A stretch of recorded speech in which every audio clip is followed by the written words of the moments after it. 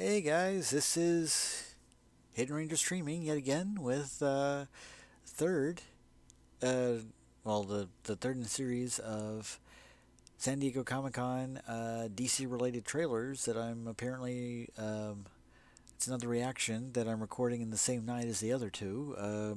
Kind of didn't plan this. It was mostly just okay. I'm going to do Shazam and then Young Justice after that.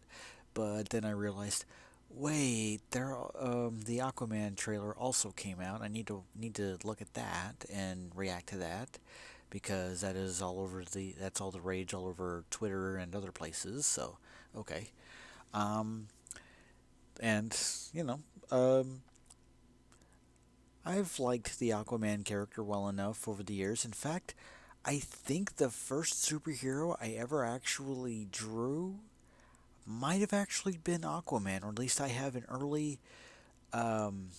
memory of when I was in. Okay, yeah, like actually no, Aquaman wasn't probably not the first. There were more before that, but like when I was in kindergarten, I was like 5 years old, and there was this handout math test that we had to have where you had to like do some like really simple adding and stuff, and just a page full of math tables and math um, things like 1 plus 1 equals 2 plus 2 equals 3 plus 2 plus 3 equals etc etc. And me being me and hating math with a passion, I just turned the page over and and I used crayons and I drew a picture of Aquaman. And because Aquaman was on Super Friends and I watched that show a lot. And so then so when it came time, I turned the paper into the teacher, and I think I'd only like done one or two of those math problems, and so I got a failing grade from that, with the note in red ink, colored, not worked, and it's like, hmm? And I looked at that, I was like, well, fair enough, that kind of thing. But I think an earlier superhero I might have drawn before I actually went to school was before I was 5 was like Plastic Man, and I might have drawn like Superman and a few others before that. But yeah, one of the earliest superheroes I'd ever drawn was Aquaman. So, and even then, I think it might have been just Aquadave, like basically me as an Aquaman type character. But hey, I was 5, so um, anyway, and I've always kind of thought Aquaman would have has a lot more potential than a lot of people realize, because in Super Friends he was just basically the guy who talks to fish and is occasionally useful, for talking to fish. But then if you stop and think about what this guy can actually do, he's pretty powerful. I mean, this guy swims through crushing ocean depths that should basically, you know, that that regular humans can't withstand. That requires a lot of superhuman strength for a human to be able to do. And so he should be incredibly powerful. And also, it's not just he talks to fish with his concentric circles, sort of echolocation, sort of telepathy. It's not just talking to the fish; it's commanding them. He gets them to follow his orders, and it's not just fish; it's sea life.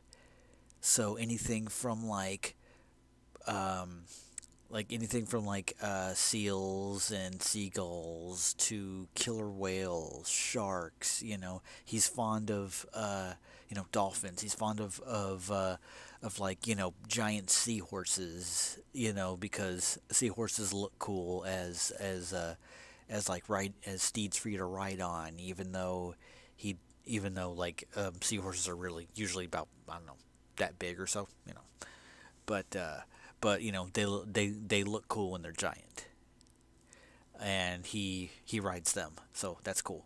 Um, so and then this latest version of Aquaman is Jason Momoa, or he's played by Jason Momoa in, starting with a cameo in Batman v Superman, and then he was, basically the dudest bro to ever dude and bro in Justice League. So, and now he has his own movie, and I've been excited. What I've seen looks really cool, and I dig the Aquaman character, and I want to see where this goes because this looks neat. So, without further ado, here we go. Aquaman. Oh, lighthouse. My father was a lighthouse keeper. My mother was a queen. Oh, that's... Life is a way of bringing people together. We could unite our worlds one day. Check it out. Arthur is talking to the fish.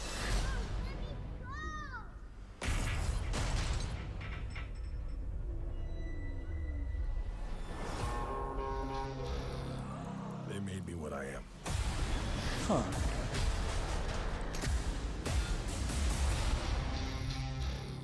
Permission to come aboard. Nice. I've been looking for you. Your half-brother, King Orm, is about to declare war upon the surface world. The only way to stop this war is for you to take your rightful place as king. Trust me, I am no king. You do your best thinking when you're not thinking at all. That was the worst pep talk ever. You might want to strap in. Ooh. Welcome home.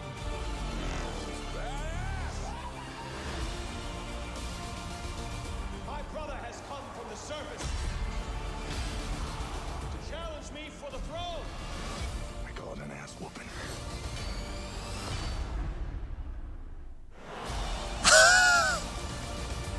I'm no leader. I came because I had no choice. I came to save my home and the people that I love. You think you're unworthy to lead because you're of two different worlds. That is exactly why you are worthy. That was awesome.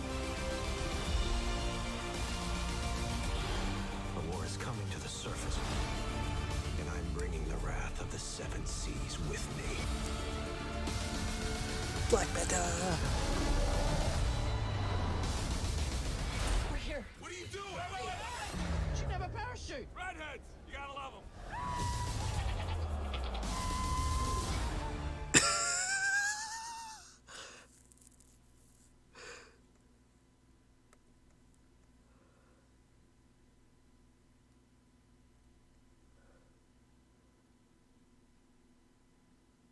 Awesome. Oh, dang. That looks so cool. Or I guess I'll just keep it like that, and then... Okay. Yet another DC trailer I'm digging. Okay, so... Wow. I'm liking what I see. I like the sense of humor that they're giving this, and I like what they're doing with, merging the traditional Aquaman origin story where his father was a lighthouse keeper, his mother was an Atlantean, and played by Nicole Kidman of all people. I don't think I actually knew that. I knew Nicole Kidman was in the movie, but not as her. Wow. And yeah, I like that they merged his origin with a more modern retelling, and with the Jason Momoa Aquaman that we've seen so far. So that's cool. Mara is freaking cool. Even in the comics, Mara, who becomes Aquaman's wife, is not to be messed with. She is awesome. And this is you know, here she's played by Amber Heard, which is really good. It looks, I like what I'm seeing from her so far. Um, let's see. Something I did notice throughout this that was kind of taking me out of it a little bit was the lack of air bubbles anywhere whenever there was an underwater scene. That kind of bothered me. Like, even when the characters were, like, talking underwater, there were no air bubbles rising to the surface or rising away from them. It's like, okay, so then how are they breathing? It's like, I can accept them talking underwater, but the act of talking does require breathing, so, and like, regardless of what they're doing, we're not seeing air bubbles, and occasionally we'll see some like, underwater debris, kind of, little bits of matter that are like rising up, but those kind of, like, I kind of want more of that. I kind of want to actually see the air bubbles. I want to see the, like, I get that it could be a bit distracting as characters are talking, but at the same time, like, it's a detail that I kind of want to see for the simple reason that it makes me think that nobody's breathing underwater. And it's like, okay, but then I kind of start to find myself involuntarily holding my breath on their behalf and just being like, guys, take a breath, please. Yeah, I admit, it's a goofy sort of I mean, it's not even a complaint. It's, more nitpick than anything else. But it's a detail that I find myself looking for, kind of like in movies or TV shows that are like taking place in like really cold environments, whether it's a meat locker or the top of a or the snowy top of a mountain. And there are people involved. I kind of look for them. I kind of like look for their breath.